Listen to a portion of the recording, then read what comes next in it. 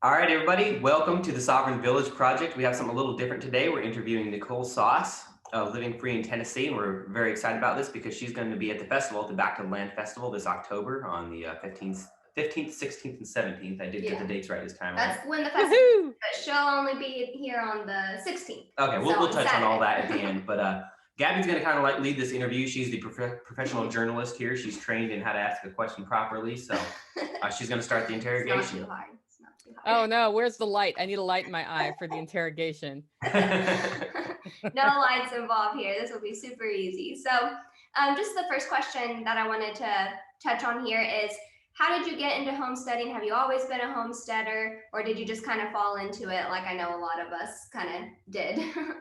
Oh, I know, and almost every homesteader I know fell into it accidentally, but there was a foundation for that. When I grew up, I was in a rural place in Oregon, and my mother had this huge garden and she did canning, and she was all about let's eat from scratch because it's healthy.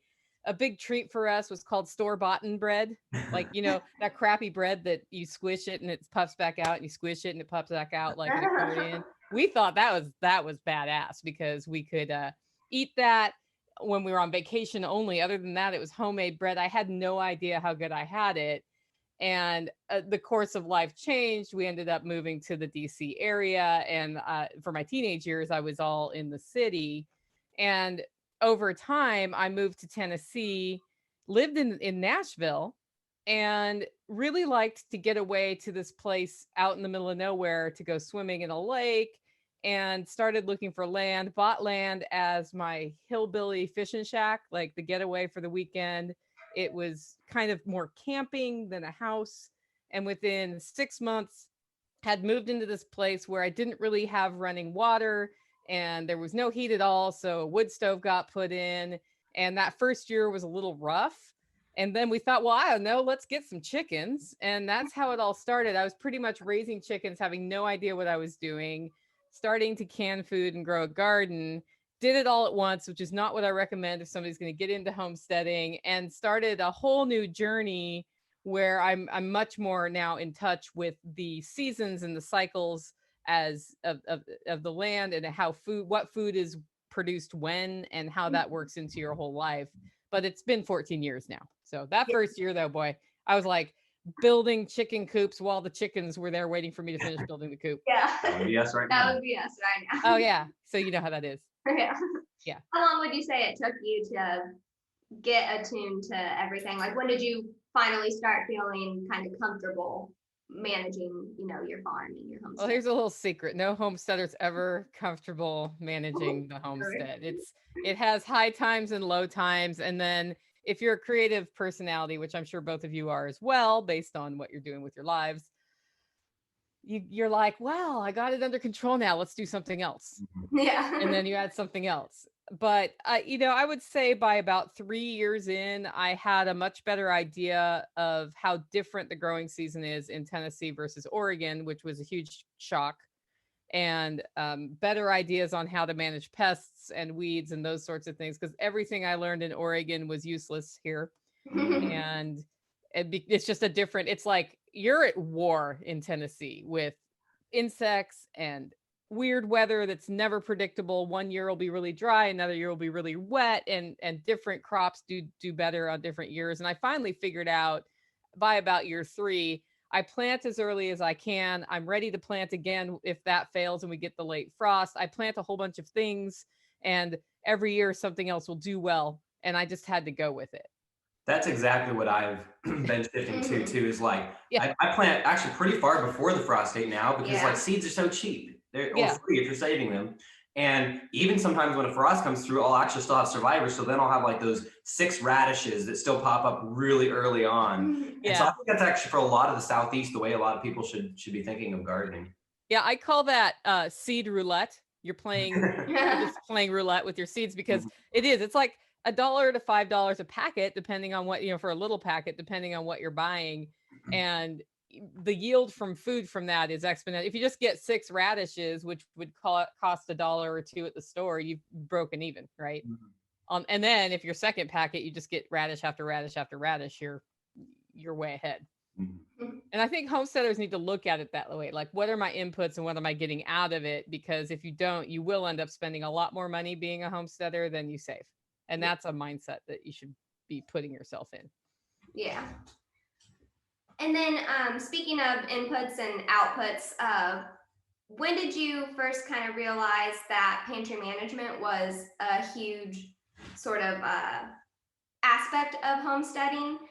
For example, like when did you kind of get your first really good crop and then realize, oh no, what am I going to do with all of this food? Well, again, I'm lucky because my mom was an avid canner. And the first year she came here, I said, I did some canning with grandma and grandpa when I was a teenager, but I have no idea what I'm doing. And she said, well, let's make some pickles because you've got all these cucumbers. And that was my first year where I just threw seeds in the ground with tilled it, threw seeds in the ground, had no idea what I was doing, and ended up with a whole bunch of cucumbers and a whole bunch of tomatoes. And pickles are one of the least risk foods that you can start with on canning because you're putting vinegar in there in the brine and it kills pretty much everything, right? And if it doesn't, it molds and you can see the mold and you're certainly not going to eat that, or it smells like a poopy baby diaper, which you're also not going to eat that if you're smart, unless it's blue cheese, because that's a totally different topic. But so she showed me how to can. And then later in the season, she was gone and I had all these tomatoes, and there's a picture of me on one of my social profiles where I'm like holding up tomatoes to my face, so excited. That was the first big tomato crop I'd ever had. Even in Oregon, I wasn't that good at tomatoes, but here it was like fantastic until the next year. That's a different story. But I ended up making tomato sauce, canning tomato sauce, and then having all these jars of homemade tomato sauce. Got halfway through the winter and ran out. Then I had to buy store tomato sauce. And that was when I was like, you know what? Even if I'm not successful growing everything on my homestead, there's no reason I couldn't have purchased boxes of tomatoes from local farmers and had the proper number of jars. And here I am in February out of tomatoes. I'm going to have to get all the way to July before that's really, remedied. And I quickly calculated out how many jars of tomato stuff I had to buy for a year and started thinking about things in the framework of what do I need annually rather than what do I need this week. The other thing that really, really, really strongly influenced it is many homesteads are not near the store. And so if I forget to buy ice cream at the store, it's 25 minutes minimum each way just to go to the store and get that.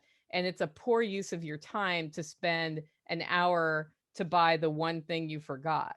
Yeah. And so after that, it happened once or twice. And I had just decided I'm not even going to go. I'm just going to substitute. I started being a lot more purposeful about what I had on hand at home so that I didn't have to drive to the store. And then that ended up leading to, I basically never have to drive to the store, almost never. That's the dream. Yeah. Yeah. I mean, there are things I still buy at the grocery store, but I think if I planned it right, I could get away with 1 or 2 trips a year now if I want to. Yeah. Wow. That's like the goal we're all trying to get to. Yeah. Start by only going weekly, then every 2 weeks, then every month, and you just you start drifting that way. And probably a lot of folks, because a lot of folks on our channel we have some experienced homesteaders, but a lot are brand new. Yeah. We're just now stepping into it. So I think it's important that people see you can really get here. You can really achieve this. Anybody can do this, and you can get to the point where you're just truly not dependent, because you are at the point where now the stores could close down and you would be prepared to you're not just going to eat through your preps and then suddenly be out of food in 3 months. Yeah. You can indefinitely make food. But very transparently, I'm going to change what I eat if that happens, because I'm not 100% off my land or off local right now. And there are things I like imported chocolate from Switzerland, for example. Coffee. I mean, I'm good on coffee for a different reason, but the imported chocolate's going to go out of my diet once I run out. And I have some stored here, but not a lot. And if that happened, I'd be like, wow, I get 1 chocolate bar a month. But imagine that. if let's say in a grid down scenario, most people are starving. You're like, oh, I can't eat chocolate anymore. That's really where we all want to be. Yeah. And the other thing is a lot of homesteaders, we use external inputs if we do livestock. And that is something to start thinking about, but not panic about when you're choosing your source. If your source is if your source is tractor supply, that's a weakness.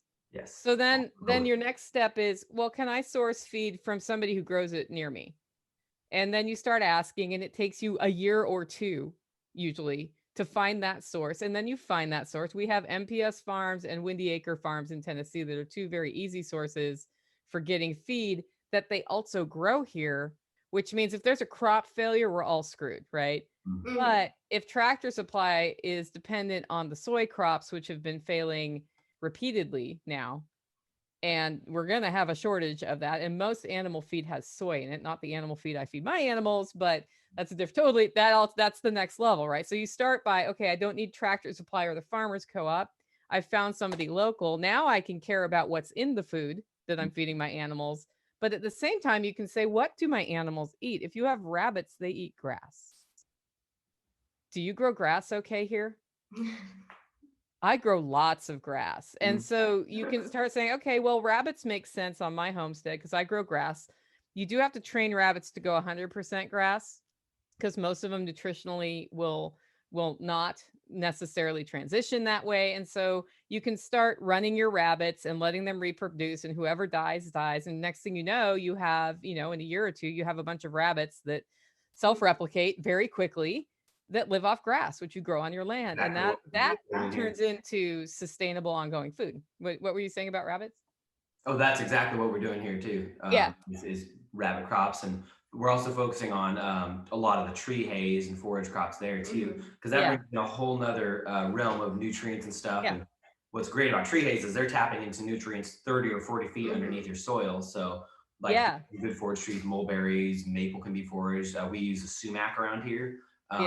And I need to find this, awesome. But I've seen like a side-by-side comparison of perennial tree hays compared to like clover and Timothy hay, and a lot of them stack up better. So it's like grass can be supplemented with that too, with rabbits and chickens and other animals, goats. Yeah, I have been having trouble finding information on the nutritional benefits of box elder trees. So the box elder tree grows like a weed around here, and I have goats, and goats it's like goat crack. So if they see one, they go for it, which means if I were going to pollard the tree, which means, cut the branches off so that they can regrow, another couple of years, and then you cut them off again and you use those leaves for fodder for your animals. I wonder if I can use them for goats. I've been trying to figure this out. And what I know is it's not recommended for cows, but cows and goats are very different animals, right? So, but when I think about beginning homesteaders and people just starting on the journey, you hear our stories of how we've gotten to here. I'm 14 years in. I was not growing fodder trees in year one.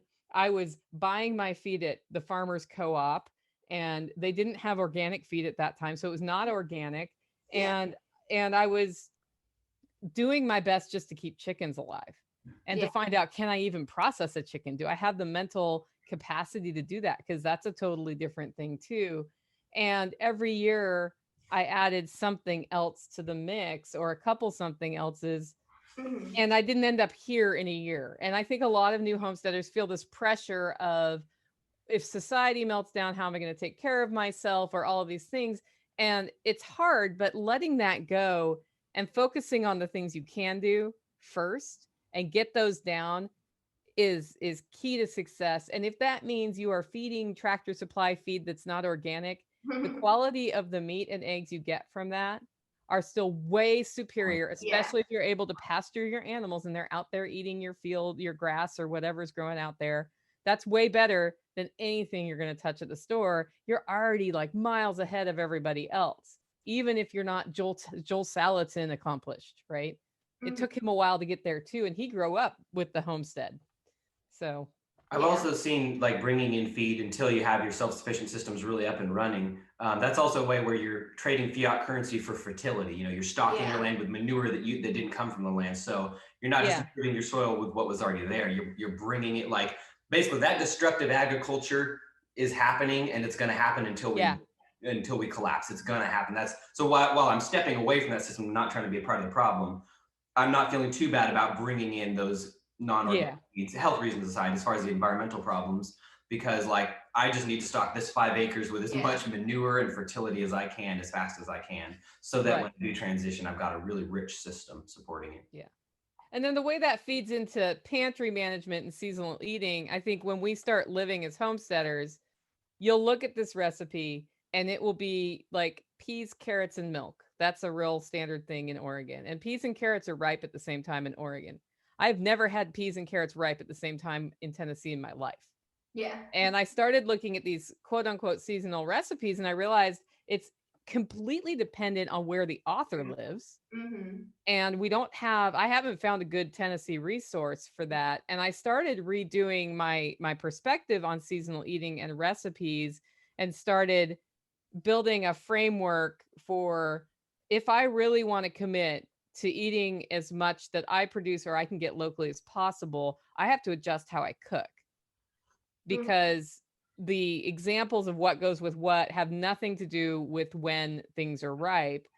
And that kind of led me into the pantry management where I realized, okay, if I can a bunch of tomatoes, then I will have tomatoes that are canned that are available in February when I get lots of cilantro. And tomatoes and cilantro and onions, which store well in a root cellar, make awesome salsa. Make awesome salsa. You add some hot peppers to that. But what that means is the way I am making salsa most of the time is I either have to buy cilantro at the store right now because I can get tomatoes, onions, and peppers right now, or I have to can the raw ingredients and then make the salsa when that fresh cilantro is coming up, or I have to dry the cilantro and use dried cilantro, but dried cilantro isn't as good as fresh cilantro. So what I've come to is salsa making season is February in Tennessee. And in order to get there, I store it. And that kind of led me back down the path of when there's abundance of something like corn or whatever. I don't really eat corn anymore, but corn, I'll can all the corn. And if it's enough for 2 years, that's fine, because next year I'm probably going to have lots of beans and no corn. And as long as I have a storage system where I am storing what I eat and then using it, then I'm good to go. And that's the other big mistake I see people make is they put all this time into canning their beautiful jar of salsa and they have 12 of them. And a year later, they have 11 of them. And they had bought salsa at the store because they didn't want to use up the special salsa. And it reminds me, I have a friend who's a hiker, and she says, when you're backpacking for weeks, the thing you should eat when you get to the campground that night is the thing in your backpack you most want to eat, because then you will always be eating the thing you most want to eat. and you won't end up at the end of your hike with, the can of sardines or whatever it was that you were lugging the whole time that was your special treat that you never ate. And so that kind of goes with when you're doing homestead pantry management. Unless you're saving it for like Christmas, Easter, birthday, whatever, or a special thing, or you want to, schedule out how many per week you have to go through. Like my chocolate bars are actually rationed here. Then you might as well just, if you want that jar of salsa, eat it. And if you run out of salsa halfway through the winter, then you're buying salsa at the store, or you're doing without salsa. Yeah. So what would be, to avoid that overwhelm for beginner homesteaders, what would be kind of your top tips as far as pantry management and seasonal eating? Like, what would be a good place for a beginner homesteader to start? I think 2 things. One, when you have abundance, decide if you have time to learn to preserve it, whether it's drying or canning or freezing. And if you do that. And then look at what you have stored maybe once a month and say, how can I plan this into my meals? And do a bit of a more formal meal plan than maybe you're used to doing. I know a lot of people just kind of cook whatever, whenever, but do that meal plan so you start using it again. So that's one thing. And I'd say the other way to avoid overwhelm is to stop telling yourself you have to do everything at once. I like to say do 3 things a year, focus on 3 things, do them really well, turn it into a routine, And then it's almost like you never do it. And I think a lot of us, when we come into homesteading, don't think about routine. But I can tell you, the morning routine at my homestead starts with a cup of coffee, reflection time. I walk the dogs. I have another person living on the property. He then comes up and we talk about what we're going to accomplish today. We then do the animals. Animals take 15 minutes here. We have goats, pigs, rabbits, turkeys right now, and ducks, and 2 random chickens. So that only takes 15 minutes. The reason that only takes 15 minutes is that the feed is staged where we need it. The watering systems have been built, and it's easy to flow from one thing to the next. That doesn't mean we don't need to spend time refilling in between, but we've really set it up so that it takes a minimal amount of time. Well, that took 2 years to figure that out. Yeah. And it used to take an hour and a half to do animals. And so as a beginning homesteader, you may be in that place where it takes an hour and a half to do some animals, or it takes an hour just to do your chickens, or a half hour. Know that and build it into your routine. And then always be thinking, how can I be frugal with my time? And as you get more frugal with your time, you'll find you have more time. Yeah. And you'll notice my routine starts with a walk with my dogs and that morning reflection. That's getting my mindset in order. And that's the most important way to hit the day. And that's actually something where, we've been struck because we've been living in our home while building it and moving on it, just rapidly moving and while working like crazy to pay for everything. Yeah. And what we sat down and we had our own little come to Jesus meeting the other night, and we were like, like currently specifically our animal feeding routine right now, that's a good 20 minutes on each end of the day. That's 40 minutes a day. And so, you think about like, well, we really want to prioritize this and prioritize this, but if we just solve this problem, we've just bought, we cut that down to five minutes on each end. We've just bought 30 minutes of life, half an hour of life every single day. And what does that extrapolate to over our lifetimes? And how can we then use that 30 minutes to make more of our things passive and less managed? And it pays off so quickly, I think. I would say the other thing on pantry management specifically, because I keep going back to livestock today for some reason, is the food journal is your friend as a homesteader. And all of us have different eating habits. Take a month and document what you really use. And this is something I learned from Jack Spirko at the Survival Podcast. I had already done it, but then he put it into words. And I was like, yep, that's pretty smart. Where you take a journal, like a book, I have a journal, and you write down I'm not going to write on this in front of you, but you write down 1 jar of tomato sauce, because I used a jar of tomato sauce, and whatever else you've used. And then the next day when you cook and you use something up, you write it down, or if you've already had it written down, you just put hashtags next to it. At the end of a month, you will see this month, whatever month it is, we have used 4 jars of spaghetti sauce, 3 cans of soup, 19 onions. I don't know what it'll be, 7 dozen eggs. And you start having an idea of what you really eat. The other thing that happens when you do that is you realize how much junk you eat, and it makes you make better decisions, just as an aside. I don't want to know. Yeah, you do, but it's really good, because then you what you have done is built yourself a template. That may not mean every month you go through those things, but you've built yourself a template where you can say, if I want to be self-reliant for 1 month, which it's measured in time, right? Self-reliant for 1 month, then what I'm going to do is I have a template of what I need to have on hand. And then come canning season, I need to have, 8 jars of spaghetti sauce. And if I grow onions, I need to grow that many onions or buy them from somebody local. That will translate into homesteading just the same way it would into a grocery shopping list if you prefer to get your things at the grocery store. It's just a template. You have those things. And then what I always say is load from the back and take from the front. And the way I do that, because I don't have access to the back of my shelves, I go side to side. So I start at one side of my house and I put the newest stuff furthest away from me. And about 4 times a year, I move the older stuff up to the front so I see it. Smart. I wondered about that specifically. And we had that problem. Yeah, that's how you keep from accidentally having, that jar of jam or jelly that is 7 years old and you're like, maybe I shouldn't eat this one. And it's probably too old for my animals too. So I try to get my canned food used within 2 years. I will let it go 3 for a couple of jars of something, but I try to do it. And that means right now, it's actually that season right now. I've already gone through, taken anything that has 2019 on it and put it in one cupboard. And then I use that for my meal planning for the next month. And we just get through it.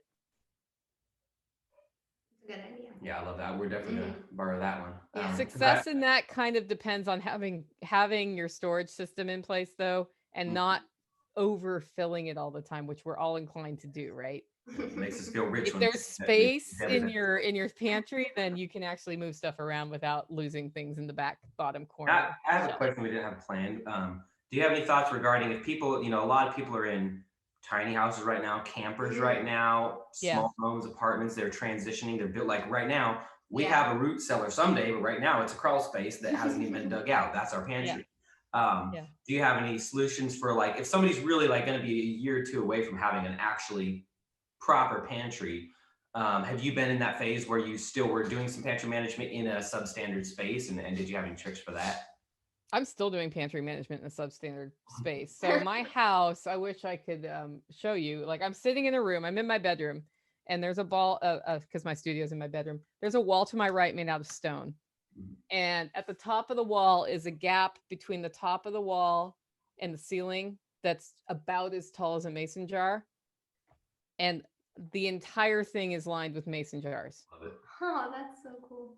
How that translates into a tiny home, if you have a tall enough ceiling, is you can build a shelf up high, right? Yeah. And have that space where where it's just dead space where you can put jars. The reason I wouldn't necessarily put jar storage outside in a shed, because that's the other things. You could have a shed and store stuff in the shed, but what you store in the shed is not going to be canned goods. Why? Because the temperature. Winter. Yeah, winter is the problem. If it freezes, the jars will freeze, they'll crack, and you're screwed. You can put stuff under your house if you have a crawl space, but I would get plastic bins made for jars just because the humidity. Exactly that right now. Yeah. I put things under my bed. So the entire area, and in a tiny home, you might already have that dedicated to clothing storage, but I have an under bed space that I use. I will line the back of my closet with jars or with storage, and then the clothes hang in front of it. That's another way I have tucked things. And the reality is that if you don't have space, you don't have space, and you store to the best of your ability. So there are like the under stair storage, you can do that in tiny homes. That's pretty cool. I see people doing that. I've also seen this is more for like root crops than jars, but where people bury like 55-gallon barrels and kind of like make a little mini root cellar. If they have a convenient hill, you wait till it rains and you just spend a half a day digging. And you think about 55 gallons, that's a lot of space right there. Yeah. That's a lot of potential food. And I've seen it work really well for root crops, but I could imagine that could translate in some way. If you were really desperate for some storage space, you could, you bury things underground, you keep that constant temperature year round. And freezing and the heating problems that you get. Because I've also seen problems with jars when they heat up too. Yeah. Cause, lids to pop and stuff. Yeah, you don't want your jars. You want your jars under 90 degrees, preferably under 80 degrees and above freezing.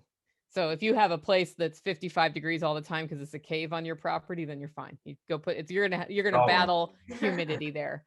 That's what you're gonna battle. And then even then you can put it in the cave in a box with a moisture eater. The other thing is you can store foods that can get hot and cold. Mm-hmm. So freeze-dried foods can get hot and cold. Dried foods can get hot and cold, but they don't last as long. And depending on what it is, you may or may not want to do that. I've added a freeze dryer to my life recently, and that has been a game changer for me in that freeze-dried eggs and freeze-dried milk taste really good.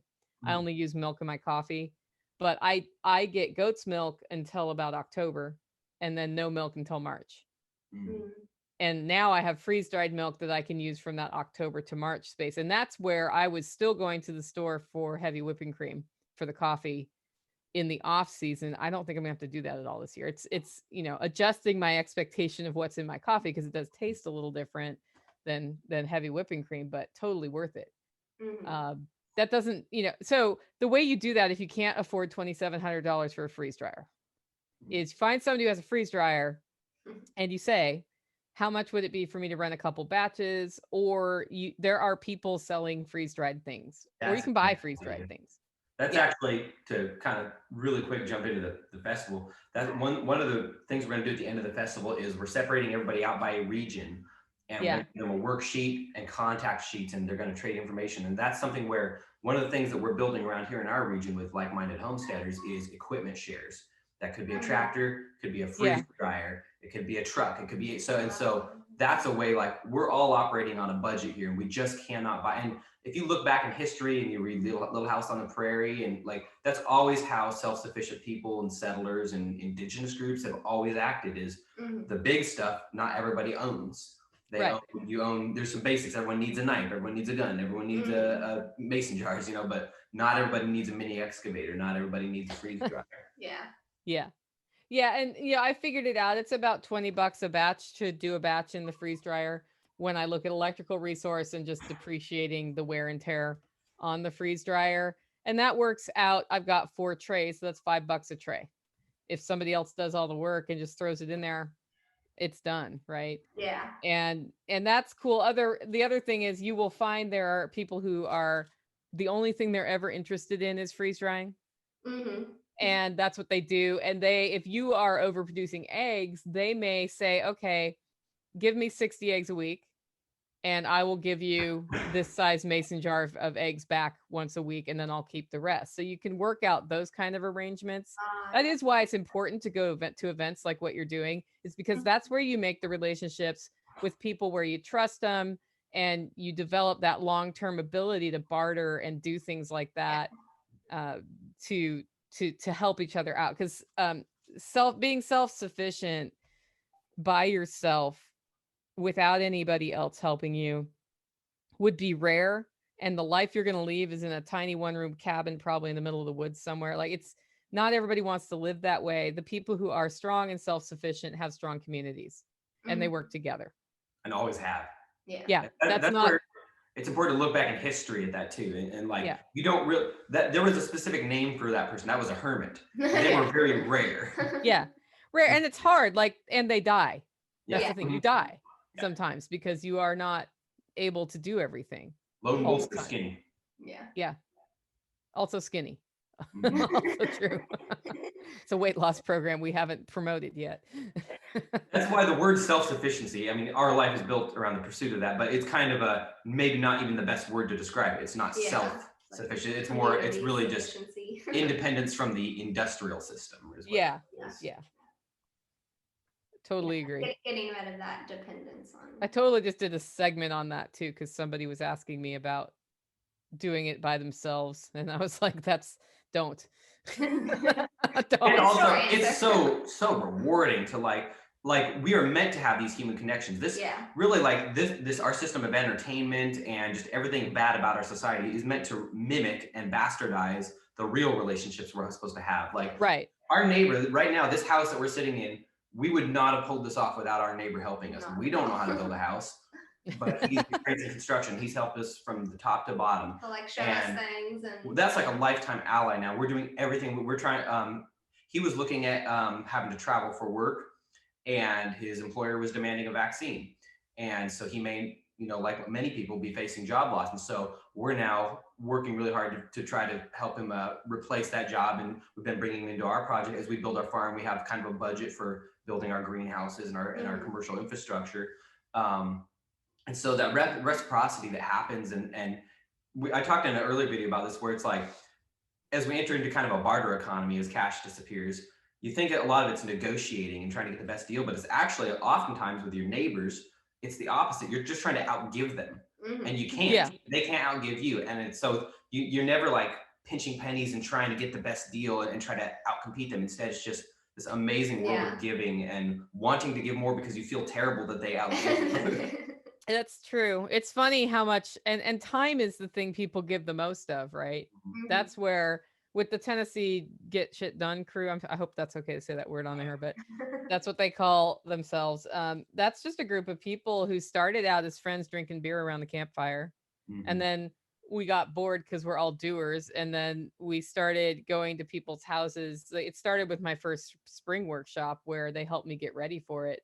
weekend after weekend. And I just had to make sure they were fed, and they were building outdoor showers and outdoor outhouses and all of these other things. And then from there, during my event, we built an aquaponics system here. And then they, as a part of that, they learned how to do that. And we started going once a month to somebody's house and putting in an aquaponics system. And the way you are successful in the Tennessee GSD crew is you show up and you help do stuff. And eventually they show up at your house and they help do stuff. And it's amazing how fast we can get something done. The biggest, like, I'm all excited. I'm still talking about this a month later. Somebody's single wide was knocked off its foundation out in Waverly during the flood. And within 2 weeks, the GSD crew was there with jacks and they put it back on its foundation. Awesome. Wow. And that was like 9 people got out there. We found jacks in the network. We jacked it up and they had it back up where it needed to be. And that sort of thing happens when you have real relationships. And that's why, I mean, I don't want to delve far into anarchy and philosophy, but like, that's what the world was. We didn't need any other support system other than our neighbors and our communities and churches and the groups that did that kind of thing. Like, they were better solutions, faster solutions. Because I'll tell you what, FEMA has not put any trailers back up. Not that they're helping, but all they did was they set up at a community center and were like offering loans. Yeah. Well, so this clean to death. Yeah, that's great. That's great. Well, so yeah, this person insurance didn't cover the damage because it's not a primary residence. And then FEMA didn't cover the damage because it's not a primary residence. And she's gone through all of the channels and none of them will cover what happened. And you think you buy insurance for a reason, but it didn't cover it. Yeah. That's so now she's like, I guess if some of these benefit concerts pay off, I might get some money, but basically we're on our own to get it done. And so that probably means there'll be some more GSD days over there. And from a less altruistic standpoint, this is why you better be giving within your group really fast, because that might someday be your house that's washed away. Yep. True. Well, how are we doing on time, Megan? I think we're good. Yeah. What do you think? Do you have any other questions? Let's just kind of like remind everybody that Nicole's going to be here at the festival. We do still have tickets that we still get to sell.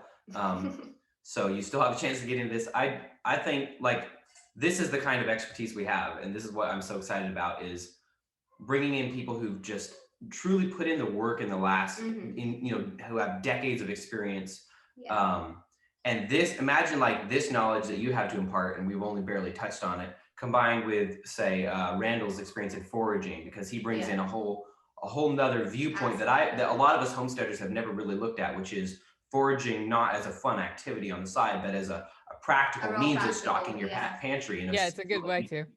Like his garden has, poke that grows around everywhere here. Yeah. He's growing poke in his garden, which is like seen as like, a lot of people are like, oh, I see some poke, I might try to make poke salad out of it, but he's actually growing it in his garden. For that purpose. Because it grows so well here. And so he brings in that more native food kind of perspective. So there's so much stuff in this that I'm excited to learn about. Like I've already just in this last 45 minutes learned so much, and I've got my brain flowing with ideas.